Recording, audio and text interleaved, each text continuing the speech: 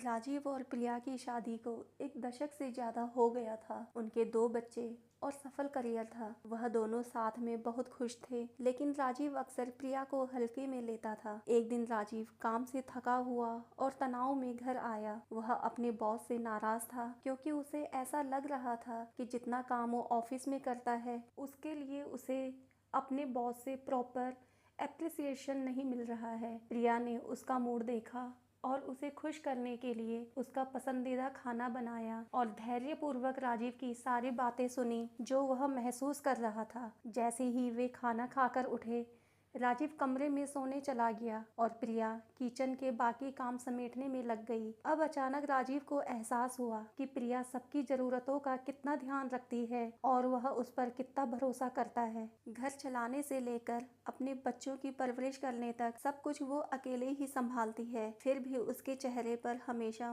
मुस्कुराहट बनी रहती है। जब प्रिया अपने काम निपटाकर कमरे में आई तो राजीव ने उसे देखा और कहा कि तुम मेरे जीवन में सबसे महत्वपूर्ण व्यक्ति हो। तुम मेरे जीवन में सब कुछ बेहतर बनाती हो और मैं तुम्हारे बिना इसमें से कुछ भी अकेले नहीं कर सकता। प्रिया मुस्कुराई और बोली, मुझे पता है राजीव, मैं भी तुमसे बहुत प्यार करती हूँ, लेकिन कभी कभी तुम्हारे मुंह से अपनी तारीफ सुनना अच्छा लगता है। उस दिन के बाद से राजीव प्रिया के हर काम में उसकी मदद करने की कोशिश करने लगा और उसकी खुशियों का पूरा ध्यान रखता और उसके साथ ज़्यादा से ज़्यादा समय बिताता।